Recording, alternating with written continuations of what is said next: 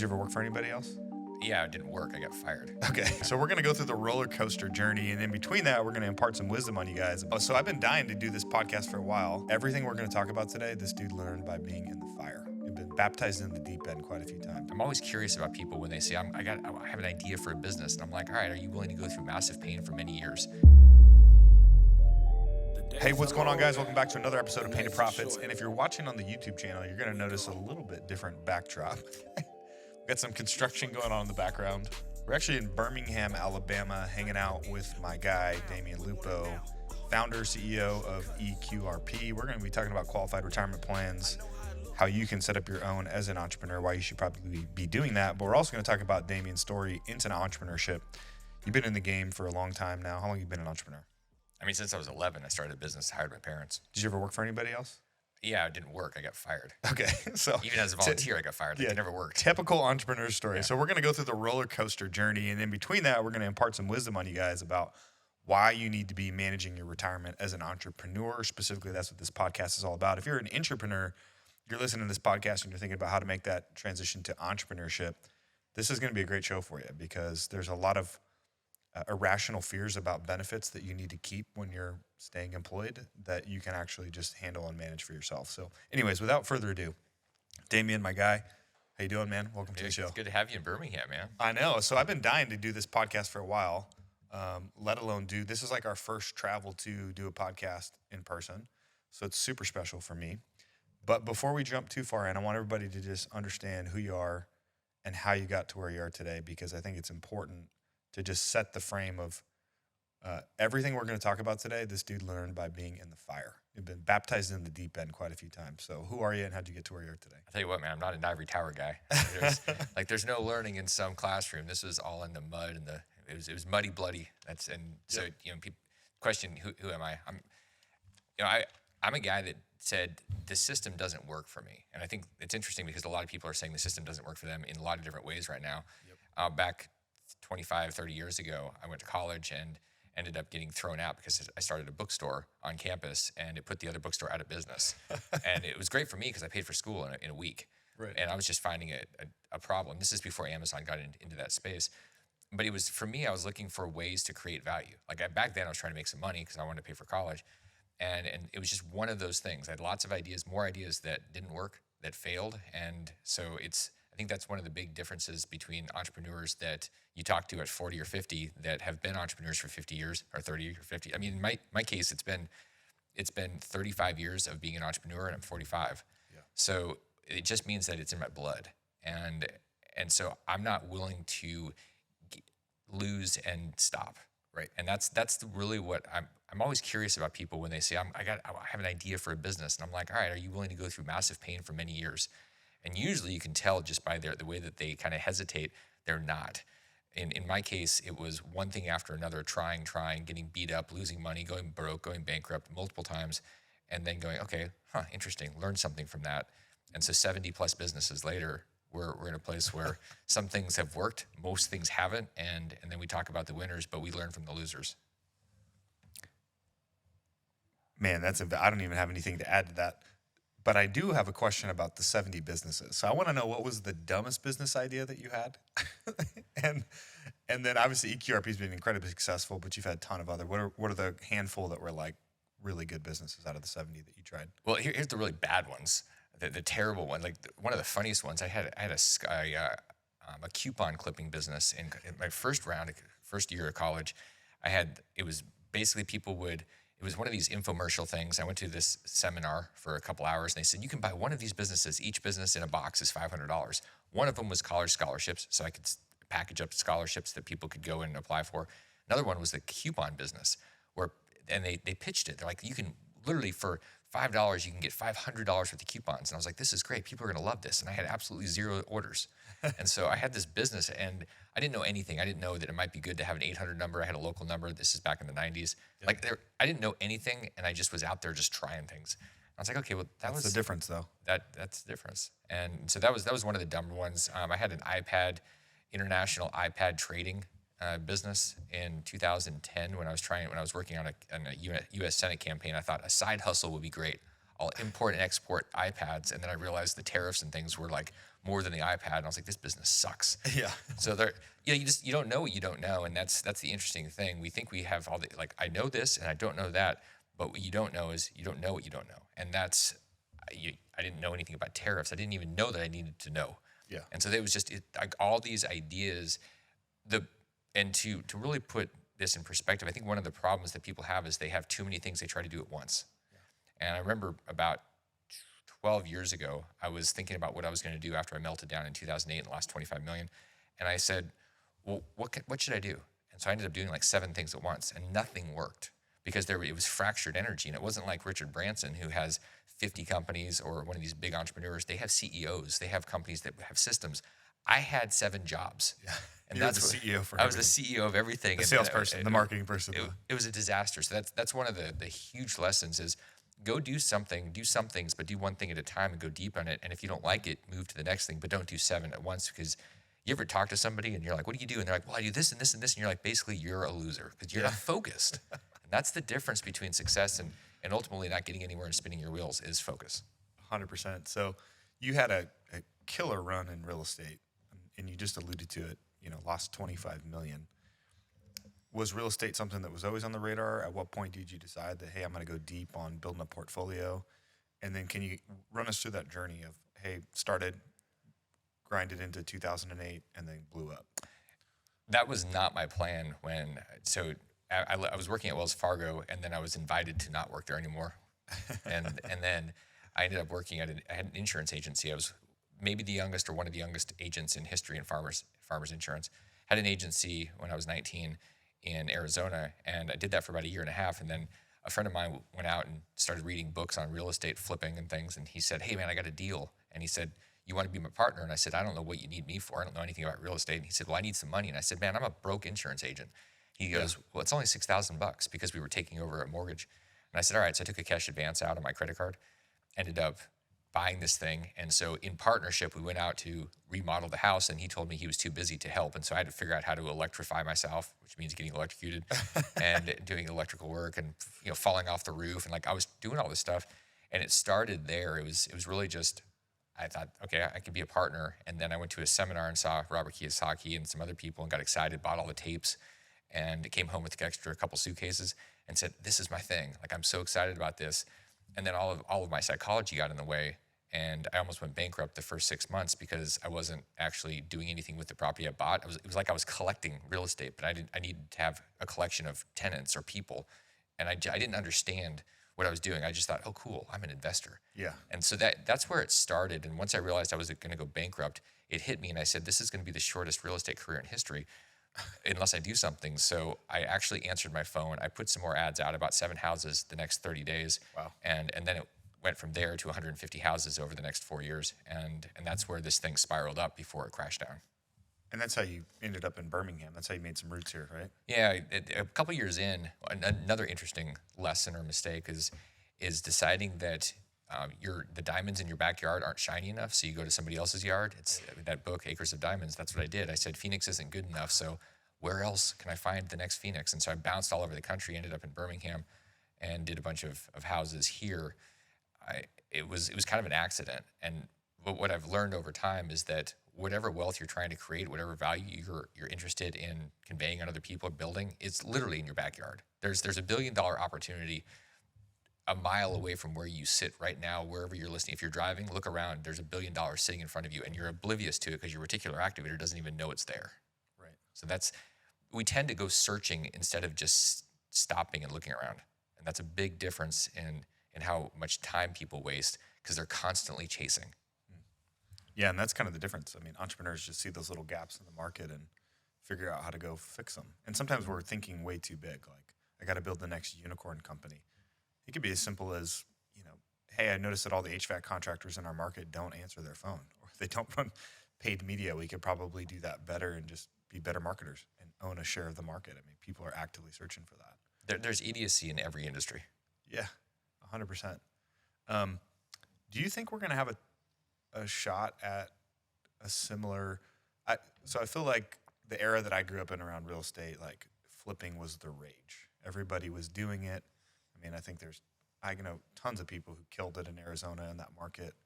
You came to Birmingham because it was cheapish, $80,000 to $100,000 houses you could buy.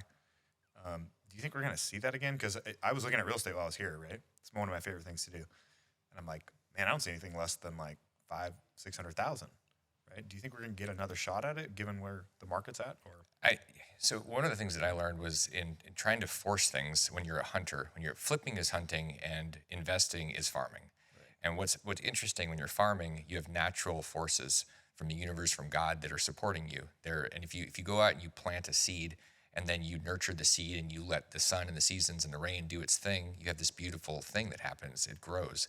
And I made a ton of money when I let things grow, when I would let them grow.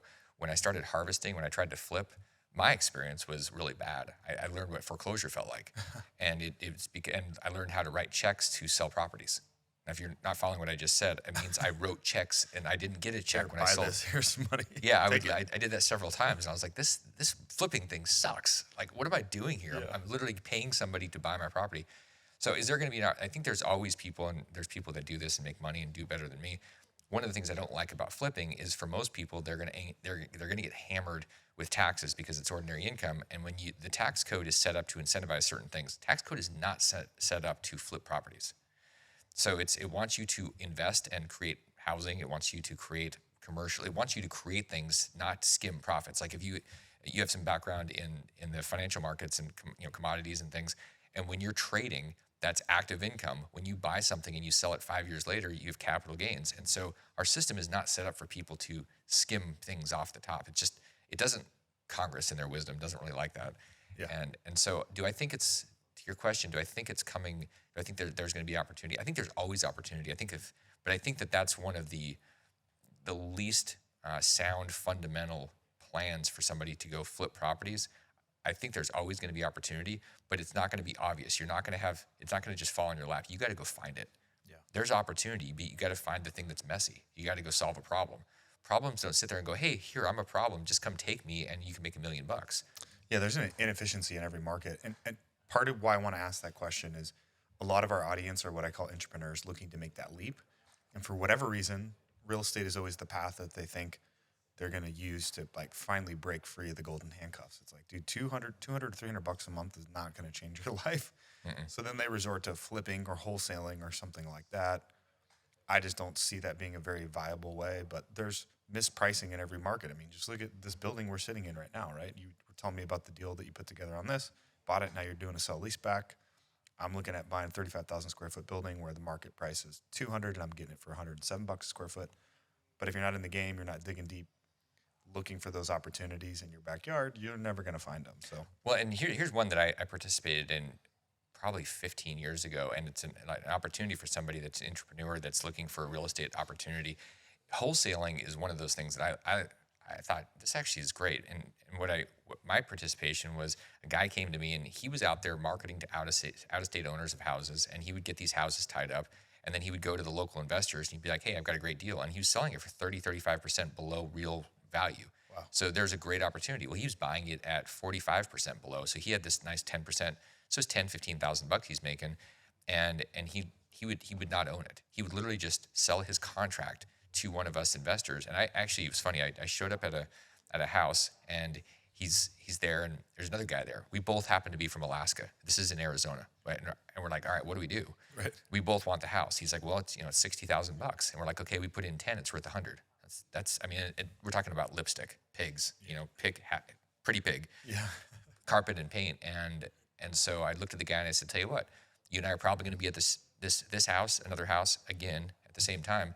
So how about one of us writes a check to the other one for $3,000 and the other one takes the house, and on the next house we flip roles. And he goes, cool. I said, great. Which one do you want? He said, I'll write you a check. So I showed up for a meeting, made $3,000, went home. He literally wrote me a check and I was done. Deal. And he made $30,000. So people would be like, that's stupid. Why didn't you? I was like, look, there's so much abundance out there and you don't have to get greedy. It was a way, like the wholesaling space, Gerald, anyway, the guy that did the deal, that brought us the deal, he was doing a lot of those deals, and it was about marketing. Yeah. It was about him reaching out. And what's the risk? Some marketing dollars. It was actually a grind, though, for he had to do some work, and then he didn't have to paint anything. He literally handed it off. So that may be a great way for people to enter and kind of pivot without taking on hundreds of thousands or millions of dollars in debt and I had no idea what they're doing. That may be an option. Yeah, creating value. We always said you need somebody to find it, somebody to make it viable, somebody to get over the line, somebody to sell it on the back end, and somebody to bring the money. Right. You can be one of the five. There's 20, sounds like 100% equity split 5 ways. You can make money. So let's walk forward. So you're killing it. You get 150 homes in your Yeah, portfolio. I had about 150. And those are all cash flowing rentals. You're not flipping or doing anything like that. I was not flipping. The theory was that they were all cash flowing. And cash flow is a theory. It's like a pro forma. It's a theory. Right. And until you have cash flow and until you've gone to the end of your year and you've seen how much expense you've had, you don't know if you've had cash flow. But if your rent's $1,200 and your underlying cost or mortgage or whatever is $1,000, in theory, you have $200 of cash flow. But the reality of that is definitely different. It's like when you said $200 or $300 isn't going to change your life. That's true, and it's often negative $200 or $300, or like, oh, I got to replace the roof, or it's vacant, or whatever. But what was your original question? The question was just kind of fast forwarding to 150 homes, and then 2008 hits, and the world melts down, and you get your ass handed to you. Well, so leading up to that, one of the things that I did that was a huge mistake, and this is being young, this is being greedy, this is being whatever you want to call it. I looked at my portfolio and said, you know what? I want to harvest. I want a Ferrari. Like I want some juice. Like I was impatient in my 20s, too much money, all excited, thought I was King Kong, and so I started harvesting. I was selling some of these in 2004 and 5. Phoenix went vertical. Like things were going up 10 to 15% a month. Wow. This is when you know that you're in a bubble top. And I said, this doesn't make any sense. So I was selling things as fast as possible. And oftentimes there would be 30, 40, 50, sometimes $100,000. I remember one time I was trying to get back to the U.S. to sign documents because I had several sales and it was a $250,000 cash event for me, just like cash. And so I was harvesting the equity. Now, it's not necessarily terrible to harvest some of your equity unless you're just going out and spending it. And it's like, oh, yeah, because now it's gone. It's not producing any little cash flow or anything. So damn hard to get it, and now you're just going to go throw it away. And the stuff, it was, so there's a lot of work up front, and then I let the sun and the rain do its thing. Like these things grew, equity grew. And it took 3, 4, 5 years. And that's one of the things people don't get. Like if you give things time. So I gave it time, and then I harvested and I went and spent it and had a good time. And I thought, all right, now I'm super smart. and then I was like, all right, now I don't have any houses. Like, cause I sold everything off, but it was actually very smart considering the timing at a top. One of the dumber things I did, you talked about businesses that maybe mistakes and things. I went right back into the market because I thought everybody's making money flipping. So I decided I was going to become a full flipper at that point. Made all this money doing fundamentally smart real estate, and then I go out and ended up buying some houses, remodeling them, and then either losing money or several of them went back to the bank. So that was what happened in like 2006 and 7. At the same time, I went out and said, I'm going to go develop. I'm going to develop condos in Birmingham, giant apartments outside of Graceland in Memphis. I'm going to do multi-million-dollar bulldoze and rebuild at the ocean in Maine next to Bush's estate. Like I was doing all these things again simultaneously, 7 different things that were supposed to make me $1 million each. And in 12 months, not only did those all fail and lose me $1 million or more on each one of them, the whole portfolio collapsed. And so I went from millions in net worth to negative $5 million. So $20 million portfolio to negative $5 million. Like this is, it was, I think I was wrong on everything. Yeah. And that happens when you have big economic cycles, but the reality is we're going to be wrong on a lot of things in general. I just didn't realize you could be wrong that much at once. You hadn't gone through a cycle at that point yet? Not really. In 2000, when the .com melted down, I had money there, and so I learned about margin trading. I did that one time, lost all my money in like 12 minutes. I mean, legitimately, I was like, okay, I'd saved up, had like $40,000, and it went to zero because I had margined it up and things. I got levered to the gills. I got levered. I didn't know what I was doing. I was like, this is easy money. I can use somebody else's money, and it's only whatever you. What are these idiots doing over here? Yeah, I thought, and then I realized I was the idiot. I was like, okay, so I had lost it, and one of the things I learned was when I talk about losing 25 million. That's a lot, but you know what? So is the person that has 20,000 that loses it all, because I've been in those spots where that's all I had, and then going back to zero sucks. So it's just because it's a bigger number doesn't mean it's not everything you have. It's also when I look at people and they're investing and they say, well, I'm investing $50,000. And I'm like, well, you got 5 million, 50,000 doesn't matter. The person that has 70,000 that invests 20,000, I'm like, you really care about this. Like you're really in. Yeah. So it's always an interesting thing, the percentage of your chunk. Whether you lose it or whether you've got skin in the game, like it's very relative, and it doesn't matter about the big numbers. Like somebody that has Elon Musk goes and buys Twitter. If Twitter goes to zero, it doesn't even impact him. Yeah. People are like, $40 billion, what is wrong with you? It's like, yeah, he wanted the little bird. He wanted to go kill the bird. Yep. So he did. Bird's dead. Bird's dead. So hindsight's 2020. What would you say that you do different now when starting up and scaling into a business? Because it sounds like to me you caught the wave at the right time, and you were running and gunning, which is awesome. Maybe not as sophisticated as you are now. I know now you're a CCIM, aren't you? Mm-hmm. Right. So you maybe didn't have all those underwriting skills that you had back then, and forecasting debt, and I didn't have any of the skills or any of the experience. Yeah. So hindsight's 2020. Market melts down again in 2024, which very well could happen. Mm-hmm. How do you play the game a little different? Well, one, I'm looking at fundamentals. I'm not, there's opportunity. And if you sit around and wait, you're going to look back and go, God, how many times have we been around people and they're like, if I had just done this, It's like, hey, okay, great. Yeah, easy. You can play that game forever. Monday morning, quarterbacking. Yeah. So when we have the cycles again, one of the things that I'm not going to do is chase shiny objects. So I have these businesses that have great people. And so am I going to go launch something? If I have great people, great operators, like we have a manufacturing organization in Arizona called FrameTech that we've got world-class operators that have been doing this business for 30 to 50 years. Like our average tenure in this space is like 20 plus years. Wow. So that's the difference. I'm not going to go and start a business or do something that I don't know anything about without people that have extensive track records. So am I likely to go just start something?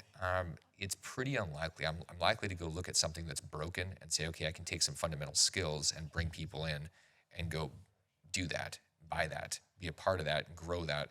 It's kind of the difference between saying, okay, I want to go fly. So you could either say, I'm going to go buy a bunch of pieces to an airplane and put it all together. And you're looking at the runway and there's like a ton of pieces, 8 billion pieces, or you just go buy the plane and hire the pilot. Right. So I'm more looking at that. I'm looking at, okay, the plane that has an issue, but let's go find the people. And it's harder that way. It's easier to say, I'm going to go start something because, like, okay, you can literally say that in your business. Yep. But but after having started so many of these things, the amount of years it takes to go there, you got to be committed. Most people think, okay, I'm in and out because I've heard of WhatsApp. And in 18 months, it went to 26 billion or whatever these things are. And that's not reality. No. But people think that because they saw it on Instagram or they heard about it in Forbes that, oh, I'm going to model that. That's the dumbest thing I've ever heard. Yeah, that's the exception, not the rule. It's the exception. And you can always have the tail of the bell curve happen. But if that's your plan, if that happens, that's a cool surprise. Never, ever, ever plan on it because, okay, it's like saying, okay, my plan is I'm going to win the lottery. And those tails are the lottery. And when somebody does it multiple times, they are the tail. Like Elon has multiple billion-dollar companies, but he's an alien. Yeah. Like I don't plan on that. Works 100 hours. Yeah. Doesn't see any of his friends, family, sleeps under his desk. I mean, dude's a nut. Yeah. And so we can choose to go down that path, but there's also a very rational path to create wealth and to pivot from a job or whatever. And it is not saying, okay, I'm going to go from zero to hero at $1 billion. It's from, people say, I want to make $1 billion. I'm like, you haven't even made 100,000 or $1 million, and you want to go straight to $1 billion because you want 3 commas? Like, forget the commas. Go out there and see if the market even cares. And if it does, go get really good at it and bring great people, and then you'll watch this thing. And they naturally grow if you put fuel into them and you put the right people. But people get this stuff wrong because their ego gets all involved. Yeah, time is a great equalizer for sure. And the one thing I've seen talking to well over 100 entrepreneurs now, kind of having the same conversation, is business 1 is like, kind of successful. Business 2, they get a ton of success. And then they all of a sudden do have this, what feels like overnight success, because round 3, they're just smarter. And one of the things that I heard you just say is partnerships, right? Buying into companies where there's great leadership. You also have a great partner in the EQRP business, which has helped you guys be tremendously successful. Can we just talk a little bit about that? How do you identify that? I think a lot of people who are thinking about making that transition sometimes think like, oh, me and this coworker work together, or me and this other guy got this idea, so we're going to go into business together. And that can be the worst move possible. So what's your wisdom on partnerships? Well, partnership's a marriage. Yeah. And just because you like somebody doesn't mean you go marry and get in bed with them. Marriage with a prenup is what I say. Yeah. I mean, prenup, and you know, reality is you want to know, is this somebody that, in a way, I can see myself growing old with, that I can fight with, and I'm not going to just abandon. Like I've not been married, except I have been in business, and I mean, partnerships are real. They really are married, and I've had really bad partnership marriages in business. I've had people that have stolen millions of dollars from me. I've had people that have thrown me under the bus in legal environments. That happens in marriage, where you end up in a divorce, and you're like, I didn't realize you hated me that much. And so I've seen all that stuff, and I also think that partnerships can be a great accelerator. They can take 1 and 1 and turn it into 10. Yep. And so it's not just two people. It's, you know, one of the things that people do is they argue about, should I have somebody that's the same as me because we get along, or should I have somebody that's opposite of me because, look, if two people do the same thing, you don't have a partner. You just have somebody that you're trying to figure out how to get them to do your stuff, probably. Right. And so then they're going to be irritated because you're not working, because they're doing all the work. So I think you really have to date in partnership, and oftentimes partners aren't necessary. That hiring people is a better plan. Partnership is. I heard somebody years ago say, the only time you want a partner is if you're going to take a loss, and it doesn't necessarily mean you're going to lose a business. What it means to me is that you're going to have hardship. You're going to have losses. You're going to lose money. Things are going to go wrong. And you have a partner so that you're going through this not alone. Yeah. Because going through pain, when you have something, you get sued, you have months where you're bleeding out your orifices. When that happens, there's something really valuable about being able to crack a beer with somebody that's like bleeding with you, and you're like commiserating. Yeah. And then you're dreaming about how you're going through this thing. And then you can look back, because you go through some crap, and then you get to the other side and you're doing it, and you're like, okay, cool, that was amazing. And then you're like telling people, and nobody really gets it because nobody went through it. Yeah. They just see the success. They just see the success. And the person that went through it with you, like, you have these stories and this life experience shared. It's why it sucks to these people that go and they make all this money, and then they're on the mountaintop by themselves. They never built relationships. They didn't have partnerships. They were the only owner of their thing. I think that's one of the missing pieces of business that people don't realize is so valuable. 100%. So I want to dive into the EQRP business and your partner, David Morris.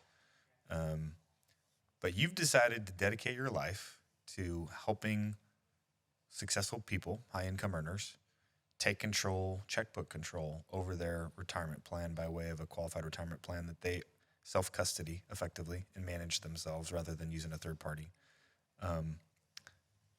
I love that. I am a customer, which is how we got to know each other. David actually was the one that sold me into my account, but I heard you on a podcast just like this.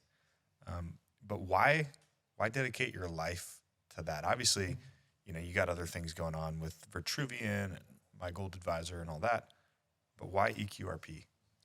Well, so when I mentioned back in 2010, there was this period after I got fired of being a volunteer for Peter Schiff, and I went off and I was like, okay, what am I going to do now? And it was like all these different options. And when I narrowed it down and finally said, okay, I'm going to do the one thing. What's the one thing? And this is like Gary Keller's the one thing. Like, what's the one thing that makes everything else either irrelevant or easier?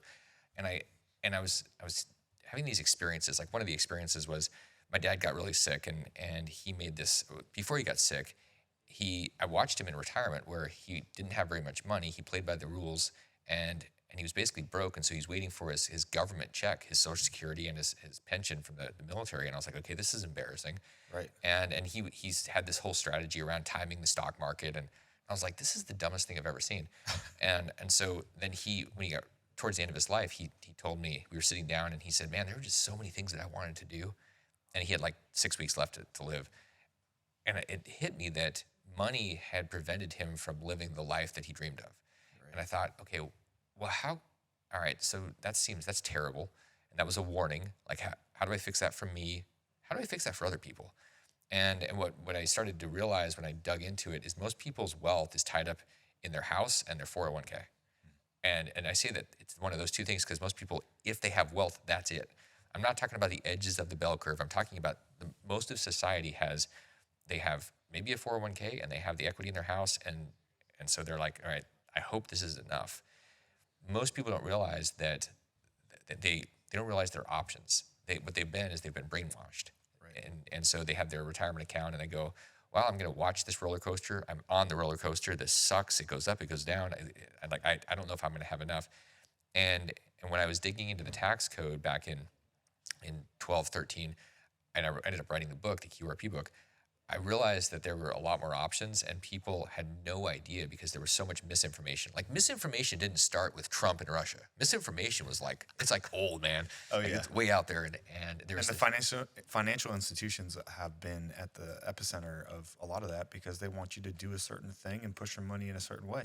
That's how they make money. Yeah, They you don't put make your money in the banks or the traditional 401k services, or they've been talking about alternative assets is too risky forever now. Yeah, it's too risky for them Compared because to they don't what? get their fees. Exactly, So it's really risky. They even made laws that call it selling away. I can't tell you to do real estate because we haven't vetted the deal. Right, and that's on purpose because they haven't figured out a very easy way for them to make AUM, assets under management fees, and all their other fees.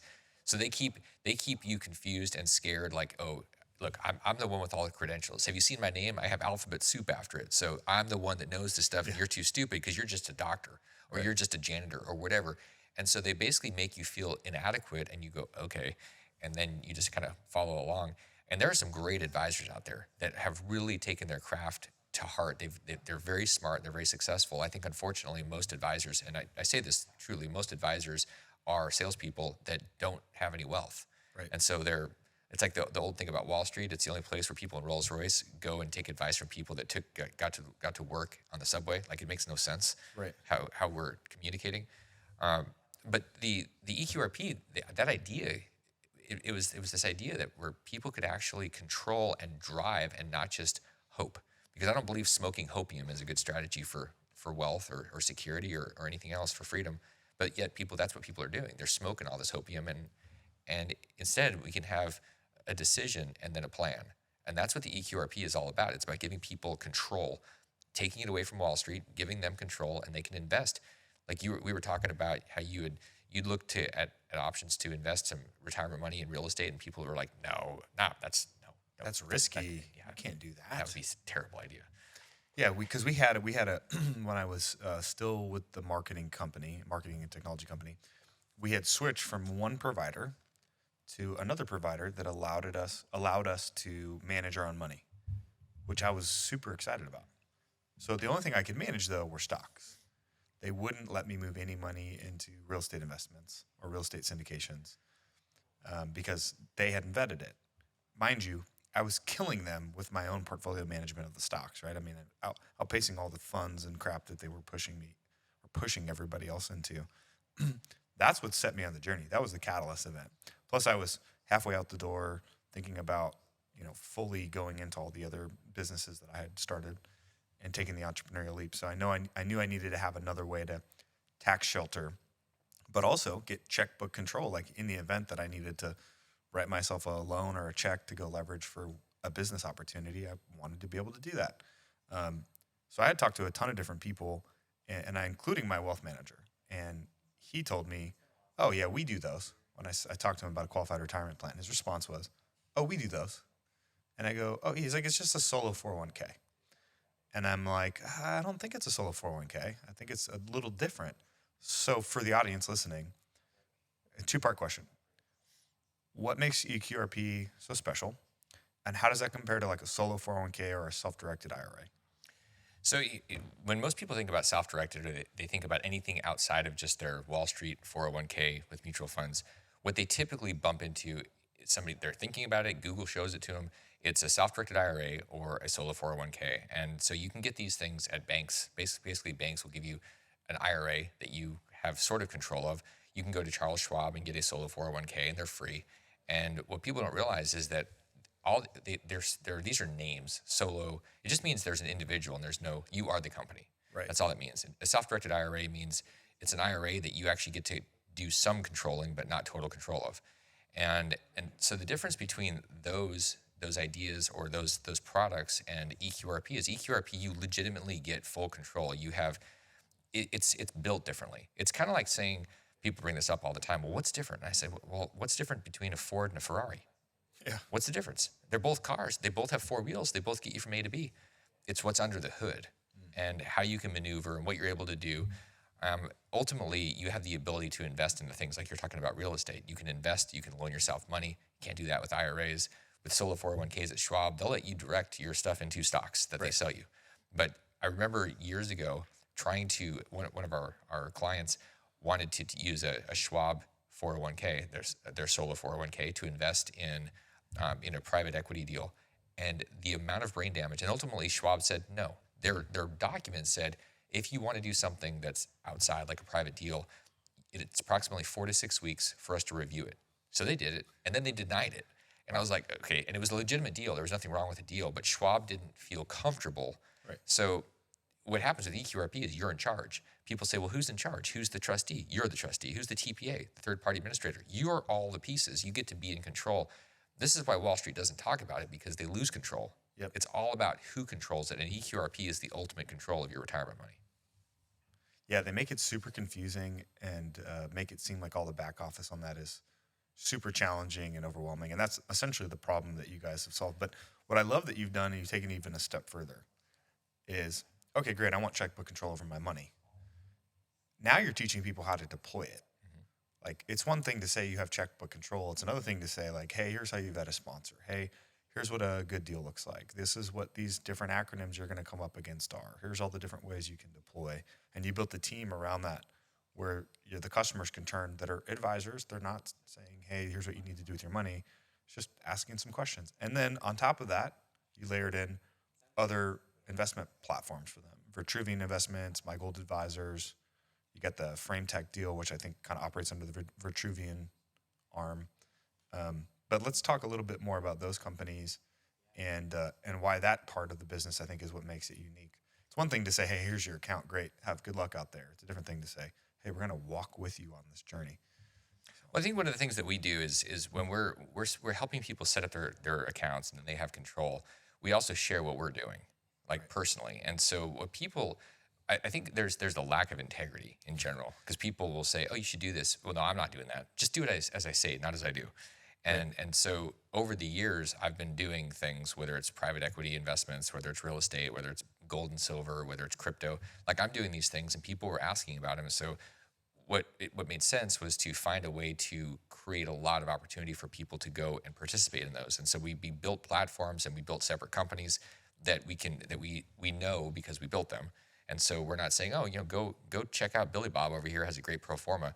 We're saying, okay, well, we've actually built this, and we've vetted these things, and we participated. So, like, when we're sharing something, for me, I don't go and share something and say this is a good idea unless I've got millions of dollars of my own money on the line first, and then I'm gonna share it, because I think that I've seen most deals that are out there, the people that are sharing them or that are selling them, they're not going to be crucified if the deal doesn't go well. I am. And that is a huge difference. And so anybody, if you're looking at a deal or you're thinking about a deal, one of the first questions is, how much pain are you going to have if this thing goes sideways? Right. And so that's why these things were built. Like in the gold and silver space, I happen to like that. I've been around it for my entire life. And so I think that there's value, given what's happening in the monetary system, that we're going through a reset now. It's actually happening real time. And what is not going to reset is gold and silver. Right. It's the same gold and silver today as it was 5,000 years ago. It's the same stuff. And I like the stuff that we're teaching people is find real things. Like you'd mentioned HVAC, or you have this gym, have this idea around fitness. Okay, we have a manufacturing plant. We're building floors and walls and trusses of houses. These are real things. Nobody goes, I don't understand. You have a gym. That doesn't make any sense to me. How do people make money in a gym? They look at you and they're like, oh, okay, duh. Yeah. And like building a wall for a house, like that makes sense. I make money right here. Yeah, it's right there. The guns on the show. That's all it's for. I mean, and this is what we built platforms around real things. Yeah. And so we've got our education, we've got the opportunities. And David and I were just sitting there on a chairlift a few years ago, and we said there's a missing piece. People they're looking for ways to deploy. How can we help them, and not just say, okay, hey, we're gonna go do a deal. We don't do deals with people and get kickbacks. We just, that's not You're our the model. lead sponsor on everything. We're actually an active member of what we do. Right. So that's part of the model that we decided we're not going to play that game. And everybody can have their own game. I think one of the problems I have with people that are doing deals and they're getting kickbacks and stuff, they don't disclose it. Right. So you really don't know, is this person my friend and referring something, or are they getting a fee for the thing? I'm not opposed to fees, but you got to tell people, hey, you know what? I'm going to recommend this thing. I get paid if you do it. I just think that that's the legitimate way of doing business, and people are so afraid, if I tell them I'm making money, then they're not going to want to do it, so I better hide it. And we see a lot of that, and I think that there's going to be a lot of fallout from that type of activity. That's not our model. Our model is we're going to go invest in things, and we're going to share the things that we invest in. And you guys want to join us? Go for it. Right. It's a bigger pie. And that's all it is. We're not going to go buy a house and do a thing by ourselves. We're going to go create a manufacturing disruption system, and we're going to have hundreds of people with us, and we're going to change America. Like, it's a different philosophy. You don't do that crap on your own. Right. You got to go do it. Like, you got to bring people in and share the vision. So we did all that stuff because we saw the gap. It's like what you're talking about, find a gap and then go fill it. And we didn't see that. We see a lot of people saying, okay, we'll sell you this item, this idea of control of your retirement account, and then good luck. Hope it works out. Or the people that are selling it generally are not out there investing and sharing what they're doing. And I think that's a gap too. Yeah, totally. I want to talk about gold and silver and Bitcoin, because you actually like both. Mm-hmm. And we both know Uncle Schiff. We've been following Peter Schiff for a long time. Peter, if you're watching this, you'd be very proud. Damien's still buying gold and silver. And Bitcoin, which you would not like at all. So that's the dichotomy, right? Of like, because I feel like there's these two camps that like, oh, if you're a gold bug, then you can't be a Bitcoin bug. What's your thought and thesis? You alluded to it a little bit about hard money assets. Gold, I think, is one of those. I think we both agree that Bitcoin is a form of hard money, but a little easier transportationally, functionally within society. But you're still buying gold. So I guess what's the plug on those two things? So I like those things because the government doesn't control them. Yeah, that's true. I mean, the ultimate reality is that they really don't have counterparty risk. And gold and silver do not. When you're holding gold and silver, there is no counterparty. That means somebody else can't manipulate. They can manipulate the spot price. Like whatever price you see on the internet or something of gold, that's one thing. And then the reality of this value, it has value, it's physical value. No, it's just, okay, gold is gold. That 1 ounce of gold is still worth 1 ounce of gold tomorrow. Right. And so the dollar has different versions of its value. They keep getting less. You can get, it's less and less eggs next week and next month. So I've liked gold and silver for a long time. There's also something about having God's money in your hand. Yes. And feeling I've found that when I've gone out and accumulated it, there's an attraction. It's weird. Like I accumulate that and I give away money. Yep. And those both do have this weird magnetic thing that happens with wealth. And it works for me. So I think it works for a lot of people when they do that. The reason I like Bitcoin is because it's not controlled by a central bank. It's not controlled by a government. It's code and it's clean. So math works for me. Yeah. Like there's, I think it was Andrew Yang that had a math pin when he was running for president. It said, "Make America Think Again," or "Make America Think," something. Anyways, I like Bitcoin because there's nothing behind the curtain. When you look at the Federal Reserve, when you look at the U.S. government, I dated a congresswoman a couple years ago, and I remember seeing that behind the curtain stuff in D.C., and I was like, this is the most corrupt thing. Everything is pay to play. Everything is for sale. Everything's for sale. You get to be on committees because your PAC gives more money to the Republican PAC or the Democratic PAC than the other person. You get to be on more TV, on more hearings and things like, and then you get access to people in D.C. because you gave them money. That's it. Yeah. Again, so I look at those and I go, how do I get my dollars out of dollarhood? How do I get them out of that control? How do I put them in my control? And Bitcoin is, it can't be manipulated. It's just, it is what it is. And it's got 13 years of track record. I like the fact that you can carry $100 billion worth of Bitcoin across a border without a problem. You can carry it in your head. What do you say to the people who, because I hear this every time, I'm sure you do too. It's like, oh, but the government, they can step in and they're not going to let you spend that. Or, I just don't trust it because, it's digital and it could be hacked or whatever, which you and I both know is not true. But how do you help people through that? Like if you're listening to this and you maybe don't own Bitcoin, which I think you should, what do you tell them? Well, for one, I tell every human being in the world should own Bitcoin. That's a very big statement to say everybody should do something. Right. And I say that because Bitcoin is the ultimate. It's the ultimate crypto. I find myself becoming more and more of a maximalist. Not that I don't love all other crypto ideas, because I think they solve a lot of problems. Like when you have tokenization of assets and people can actually have liquidity. Like there's a lot of really cool things around the crypto space. The thing I like about Bitcoin is it's proven, and everybody should understand what it's like to be able to control your money. Because right now people go, well, Bitcoin can be hacked. No, it actually can't be hacked. It's never been hacked. The code is clean, and you have this network that has to validate and verify everything, or things get kicked out. The great thing about Bitcoin is that you can't have, there's no way for it to be printed. There's no way for it to be seized. Like if you have it in your head, how is that going to happen? How is it going to be seized? Yep. There is a control there. Can your checking account get hacked? Yes, all day long. Have had it happen multiple times with businesses and things, and watch the money disappear, and then you have to sue banks, and they don't care. We had one business years ago that had a couple $1 million that was literally just wired overseas, and it took us a year to get the money back, and they didn't care. And there's no urgency. No, and the FBI doesn't care, because it's not 100 million or $1 billion, and there's no foreign actor.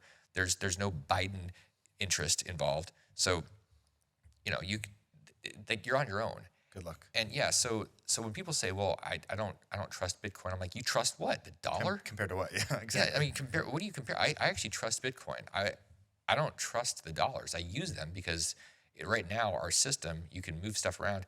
Government can't seize Bitcoin. I mean, they can come over and say, give us your keys, give us your codes. But I mean, you have to be, set up the Silk Road or something. Like, you got to do something pretty hardcore. That just doesn't, unless you're in Canada and Trudeau will just come in there and say, okay, we're freezing all your stuff on Coinbase. Right. Like, that's why you don't put it on Coinbase. You put it in cold storage. Different top podcast, but 100 million% do that stuff. I mean, you do have more and more concern from tyrants and oligarchs and things. They're saying, okay, we don't want people to have control of their money, so they're pushing back. You see it with Gensler and the SEC. You see it with some of these politicians that are trying to figure this out. Meanwhile, crypto is still happening. It's a global network. It's going to happen, and it's going to just go wherever it's protected, whether it's Singapore or Dubai or Switzerland or these different places. And so maybe the U.S. ends up being a laggard. And what you have is people like Cynthia Loomis that are really trying, U.S. Senator from Wyoming, that are really trying to get America positioned. It's Catherine? Cynthia? Oh, Loomis. Yeah, Cynthia Loomis, Senator Loomis. And then Caitlin Long is also in Wyoming. Okay. Like there's a lot of these C's. Yeah, C's and L's. yeah. It's true. I never thought about that. But so there's some activity, but you've got a lot of entrenched interests. And part of that is, if you really think about why this is happening, the military-industrial complex feeds on fiat currency. Like, to have wars, we need to have lots of cash. And what's cash? It's made up money. It's not money. But if you can print it, you can go to war forever.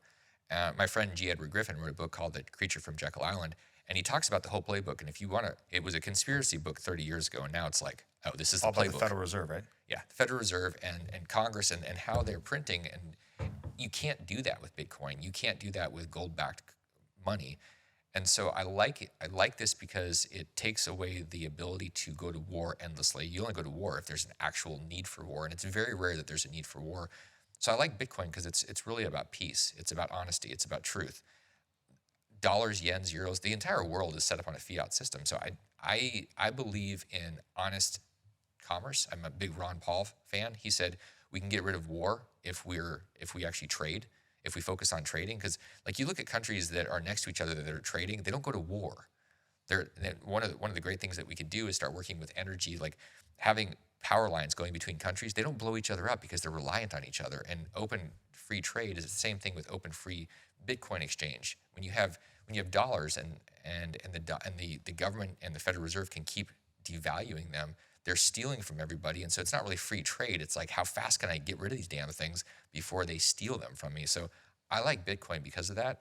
And I think that we're heading down a road where people are going to trust fiat currencies less and less. Yes. And I think that the only reason people don't buy into Bitcoin is because they haven't done it yet. I always tell people, if you're interested in learning about something, if you want to go invest in it, go buy a little piece of it, do something, get started, and that's the same with Bitcoin. Everybody should have some. Go buy $10 worth. So here's my story with Bitcoin. It's 2010, maybe almost 2011. I'm hanging around a bunch of web developers. And they're like, dude, you got to learn about this Bitcoin thing. I'm like, that's ridiculous. That'll never happen. Back then, you had to get an onion router in order to access the Bitcoin network and be able to get some Bitcoin.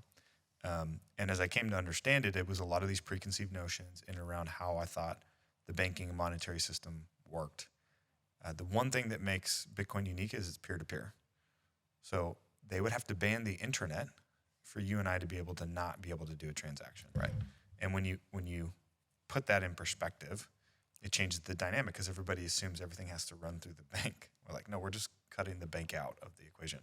The second part of that is the hacking part. It's not centrally controlled, unlike Ethereum, which is. And it would take a 90% consensus to change the protocol, which means we can't agree. Half the country can't agree who they want to vote on. So we're not going to get consensus on changing that. And if we did, then it probably really wasn't meaningful and we needed to make a change. So that's what I love about it. That said, I'm still sprung on gold as well. And I think everybody should own some of that. It's just less, the utility of it in a modern society is becoming less and less. But long and the short, once upon a time before banks, we just bartered for stuff. Like, I want that microphone, here's this water, and like, that's the same thing that we're getting back to. It's just direct peer-to-peer transactions. So I love it. And it's honest. Right. There's all these intermediaries. When you think about all the intermediaries are just taking a piece. It's like when you buy something on Amazon and you end up spending $65 for this thing and you're like, that's amazing. I'm getting a damn toaster oven that does these things and it does my laundry too. It's like amazing, $65.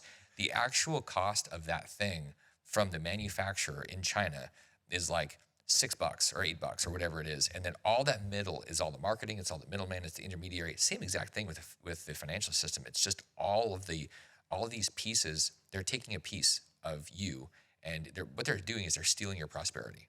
Yes. And they feel entitled to it because they've been doing it and then they've been trained to do it and they've been trained that they're entitled to it because they're creating this incredible value. They're not creating jack shit. Yep. They're creating no value, they're just stealing. And so when you have peer-to-peer, the math does all the work. It's a beautiful thing. And the financial system hates that. They hate that. And I think what we're going to see is we're going to see a lot of systems that create a lot of the legal system, the accounting system. Like you think about all of the wasted energy that is consumed because of disagreements and moving documents around and asset ownership and things. The legal system gets disrupted completely with the blockchain system. Correct. And so, but just going back to Bitcoin, what we're doing is we're finding efficiencies and we're squeezing out all of the unnecessary stuff for human interaction. Human interaction is very, very simple. We come to an agreement and we do this thing. What's happened is the leeches have built up an entire infrastructure around taking from us, and then we've just slowly allowed it. It's a slow boil. I think we're going in the other direction now. It's going to be a war. It's going to be a fight. It's going to be freedom versus tyranny. You're going to see Bitcoin versus central digital bank currencies. Like that stuff it's real. It's happening in China. There's a lot of push by governments that want to do the control. They want to have the centralized thing where they control it. They can turn your money off. And then you've got Bitcoin that I find it interesting that BlackRock is now a big fan of crypto, right? Like 2 years ago, they're like, oh, that's stupid. No, Larry Fink was like, this is the dumbest thing. Well, because he was making money outside of the system. Once they realized they could make money with Bitcoin. They always do that until they're on the right side of the trade. Yes. Right? It's the same thing they did with the financial crisis in 2008. It's consistent. When you want to know what's happening, just go look back in history, and you'll know what's going to happen going forward. Just look back far enough. What the only concern I had with ETFs is that you say, okay, well, 90% consensus for something to happen or whatever this needed amount of we agree. If one organization, BlackRock's very interesting because they have this interesting control because of all the mutual funds over board of directors for all the Fortune 500 companies because they have the proxy vote for all these people that have mutual fund shares. Larry Fink essentially has been able to direct policy and like when you think about the woke movement, where's ESG coming from? It was from Larry Fink. Well, now he's saying he's not a fan of ESG. And I'm like, you were driving the damn thing because you controlled boards of directors. Well, what happens when Larry Fink, through BlackRock, has $500 billion of Bitcoin? Well, it's a concern, except how's he going to get $500 billion worth of Bitcoin? Bitcoin mostly is locked up. There's a very small percentage of it that's actually floating. Most people are sitting there holding. Right. And so that concern that's come up that I've had, I thought, this is very unlikely because most people that have Bitcoin are they're holding it because they trust it. They're not out there going, okay, Larry Fink, you can buy my Bitcoin. Yeah. Then what am I going to buy? I trust Bitcoin more than the other things. That's why I have it in the first place. Yep. So I basically talked myself through this whole concern and said, I'm not that concerned. Larry Fink can do what he wants. I still trust I trust humanity, and they're wanting to have something honest, and I think that they're more likely to hold it. Smart. So to put a bow on it, as entrepreneurs, we don't like walking with the traditional system. EQRP is about bucking the traditional financial system. And within that, you can buck the financial system even more by getting some Bitcoin, getting some gold, buying some real estate, and doing, alternative asset investing. So I love that. What's on your mind right now that's keeping you awake at night, either because you're excited or because maybe you're planning concern for the future? Yeah, I'm excited about the businesses that I get to be a part of, that with the people that are a part of them, and that's the most exciting thing. Early in my career, it was mostly about me just grinding, and I think that that's one of the coolest things, to have an organization, have people around that are growing and being able to do things that help them grow. Yep. So I get more excited about that. The community, we have thousands of people in our community that are EQRP members, and the investors with Vitruvian. I get to see everybody succeed. I get to see their dreams fulfilled, and knowing that I get to play a little part in that. And oftentimes it's really just reflecting back what people already know. It's just nobody's ever told them that, yeah, you're not crazy. Yeah, you can actually do this. And yeah, you can have control. And so I love that. I'm concerned that so many people are giving over power to the influencers that don't know what the hell they're doing, that they're saying, please save us, to the politicians, that what they're not doing is not taking responsibility. I see a lot of people abdicating responsibility and pushing it on whoever is going to pander to them. Yep. And that really concerns me. I think that's where people like Adolf Hitler came to power, because people were afraid, they were scared. And it's unfortunate. So I'm not a big fan of these charlatans that are floating around on Instagram. Or I like people like you that are out there doing stuff and talking about it. I don't like the people that are just talking about it. That doesn't not doing stuff. Yeah, but they get people that are so miserable in their lives that they're willing to chase and say, yeah, I love this person. And so that concerns me, the direction we're going. I'm hopeful that you have people like, and who knows where Elon takes his thing with X, but I'm hopeful that people will step up and start creating environments where people can have honest conversations without censorship. So there's some pretty big concerns I have with policy, but I love that, like, especially with Bitcoin and the network effect globally, I think people are waking up. So there's a war between tyranny and freedom, and there's a war between openness and closedness. Yeah. And so, I think ultimately truth will win. But I'm not convinced that we're not going to go through some tough stuff in the meantime. So I think my focus is staying focused on the people that I can actually touch and influence, right, and concern myself less with what Joe Biden and Hunter are doing today at breakfast. Like, I can't do anything about that, and that's not going to serve anybody here for me to just go on and on about that. I mean, I think other people are going to spend their time doing it. It's not going to be me. Yeah, agreed. What do you think? This is actually, you're a real estate guy. You listen to plenty of Bigger Pockets. They always ask the question, what makes people successful versus those that are not. But in a more general sense for entrepreneurship, what's the difference between those who become successful entrepreneurs and those who give up, quit, or never get started? I mean, it's funny, the answer's in the question. It's people that just don't quit. They're not willing to quit. And usually it's people that there's a time to quit. So there's a Winston Churchill thing that you've probably seen it with this. It says never, never, never, never, never, never, never quit. Like that was the thing. Until it's time to quit is my add-on. There is a time when you say no. It's like, this doesn't work. This is the wrong thing. It's like in 1920, if you said, I am going to create a reimagined buggy whip. Okay, that was a dumb idea. You could do that thing for a year or 2 or 5, and then you're gonna be like, okay, this is a dumb idea. This actually we're heading in the wrong direction here. Right. And so I think it's the discernment around knowing when to quit, and it's knowing when to not quit. And that is not something you can learn in a school. That is, and you're going to be wrong about that a lot.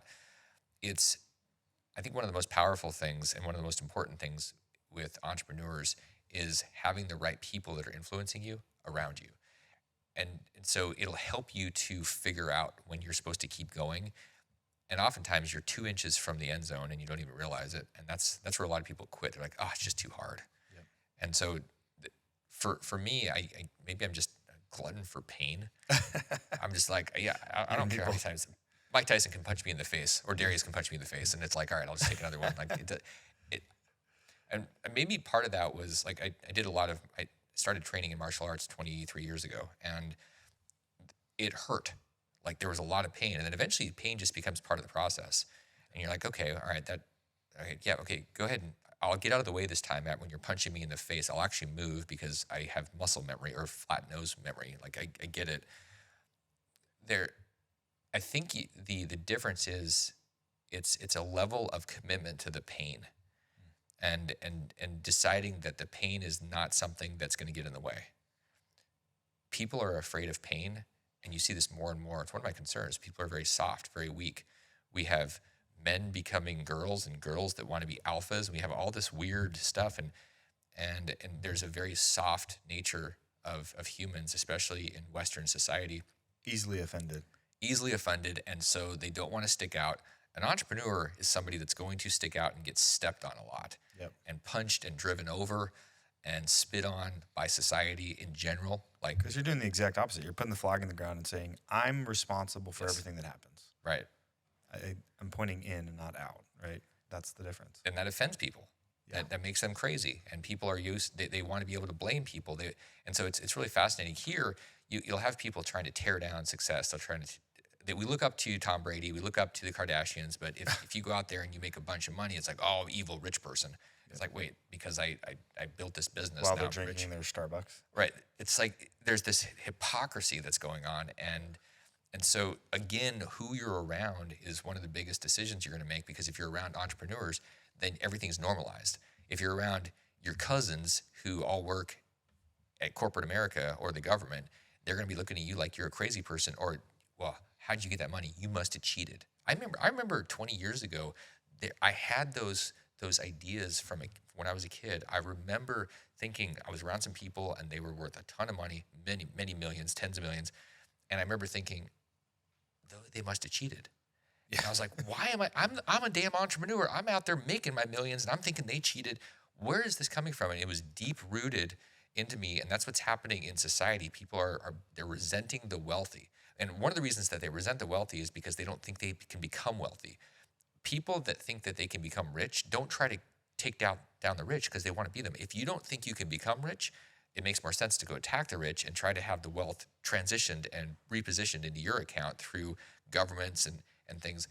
That's one of the things I've seen that's gotten worse. People, they think they can do influencer billions and they can make, or they go, no, I can't do it. And then you just see them saying it's not fair. So you should definitely tax. And I remember Peter Schiff said this. He's like, okay, so I'm already paying like 54% of my income. He was in Connecticut, so of course it's brutal. Yeah. He would say to people that said that the taxes are too low, he'd say, well, what rate should they be? What would be fair? 60, 70, 80%? What do you suggest? Nobody had a good answer because all they're doing is yelling about how it's not fair. They're not actually, they don't want solutions. And what I love about entrepreneurship is that we have to have solutions or we die. Yep. That's the only answer. Solve it or die.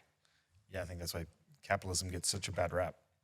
Don't get me wrong, there's definitely some crony capitalism, but traditional capitalism is like you either make a good product and people buy it, or it's crap and they don't. And that's how the world works. And that's not the world we've been living in. So I'm just going to blame you so that I can get something as a byproduct of it. Like that's been the game.